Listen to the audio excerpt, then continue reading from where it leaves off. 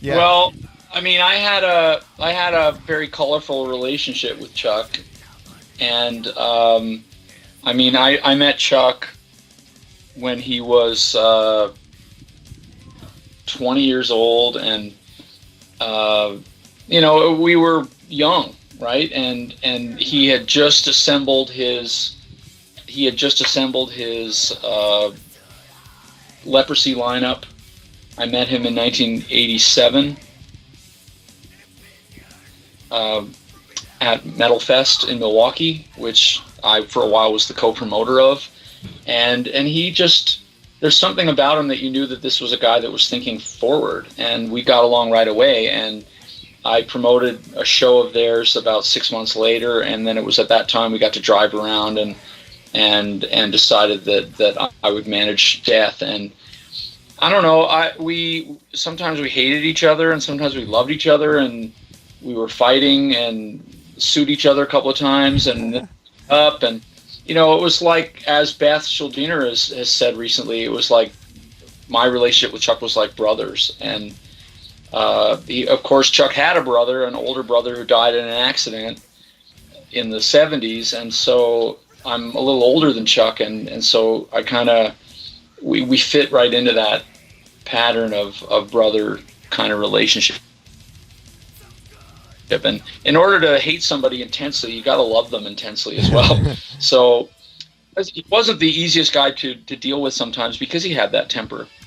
And so I just had to learn to work around it and to be myself.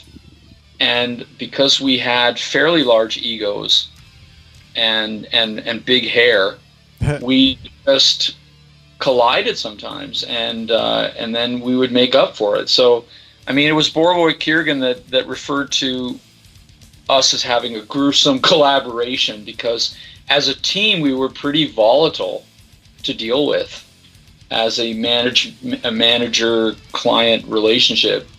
It was pretty brutal to other people because we were not going to take anything from anybody. And I'm embarrassed about a lot of that, looking at it 20 years down the line kind of thing. But I was a young guy myself, and when you're young like that, you can take on the world. And when you're traveling around the world like we were, well, it's a powerful thing. Yeah, definitely. I mean, what are some of your favorite memories of Chuck? Now that you're talking about like just like headbutting, but like any favorite memories, like even if it is headbutting.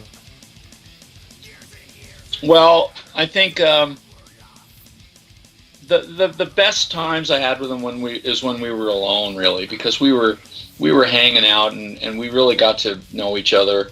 And I spent a great deal of time in Florida and him up in Milwaukee, which is where my office was, and of course traveling with the guy. We went on promotional tours alone. We were like partners at one point, me and him, and especially after the time when we ceased to have the band model, and so instead of it being band members of Death, it was like hired guys.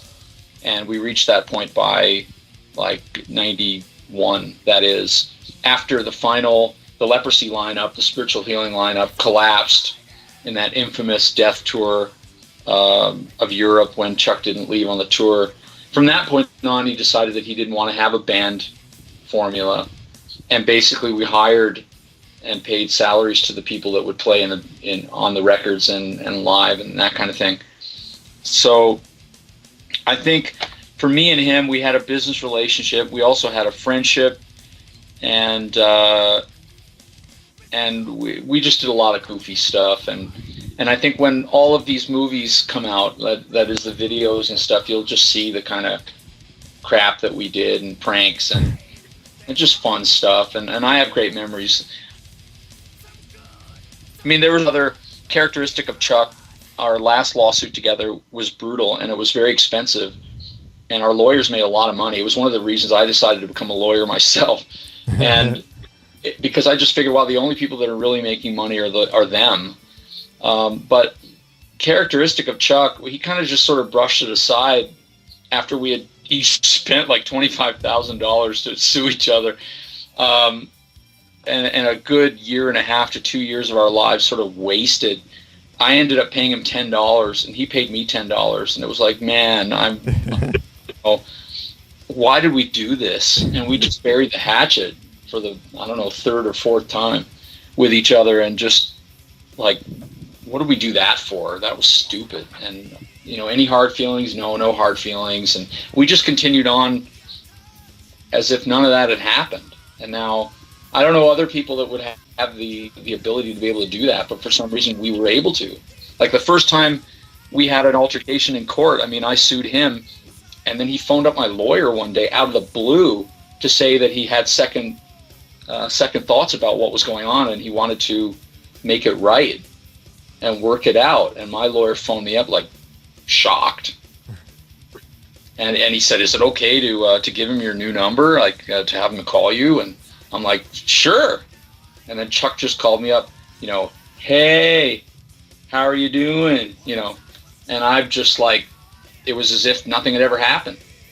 And he paid all the money that I felt that he owed me for that altercation. And the first thing we did, like we had done before, is fly to my grandmother's house, which was kind of like a neutral place that we'd always meet, was my grandmother's place in New York City. And I would walk and he would fly from up from Orlando, and we would meet in New York. And we were eating pizza and going to record stores and doing all the stuff that we would have done. And maybe 6 months earlier to that, we were telling the press how the other guy was a complete asshole. But that's the way it works with friends, and that's I don't have bad memories of that with Chuck, and I know that Chuck didn't in the end either. We'd forgotten all that stupid stuff, and we chalked it up to being youthful and stupid.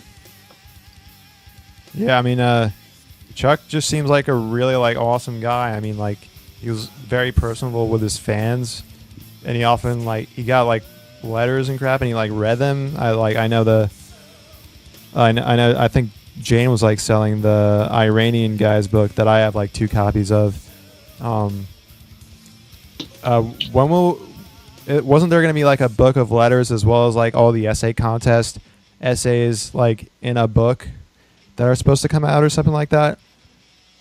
No comment. No, I didn't have much to do with the essay contest, so I don't really know. It was something that I kind of walked into partway through and helped to pick the winners. But as to what the plan was, originally I'd heard the same thing, that it was supposed to be put into a book, and frankly, I don't.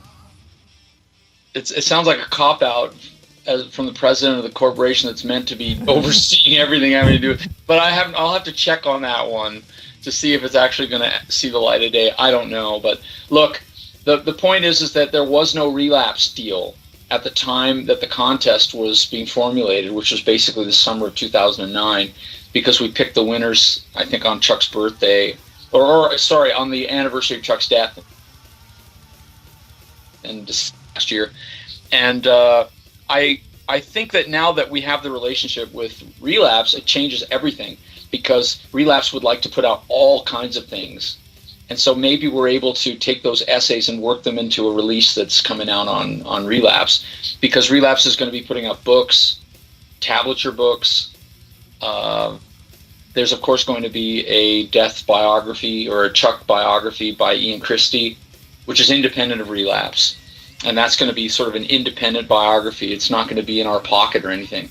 And we've authorized that Ian can write what he finds and to paint Chuck as a human being. But we'll be doing DVD releases and all kinds of stuff. So somewhere in there, maybe there'll be some essays. But Chuck, you're right. Chuck was very personable. He was genuinely flattered and proud that he had so many fans, and that people rallied around him when he got sick. I think that that was definitely a mark of Chuck's character, that he was like that, and it was because he was a fan of metal himself, and he would get goosebumps when he met some of his idols, because he was like a fan first, and I don't know if he truly maybe he was a little frustrated by it at times towards the end, that maybe people weren't acknowledging his legacy. And I don't think he ever expected anyone to. People were constantly calling him the father of death metal, and he just didn't understand that. He didn't understand why. He thought that what he was doing was just metal. So he didn't even like this death metal moniker. And I know that Richard has written about times that he was together when I'm in and stuff like that, and Chuck was like shaking like a leaf because Chuck was a fan, and a fan of Merciful Fate.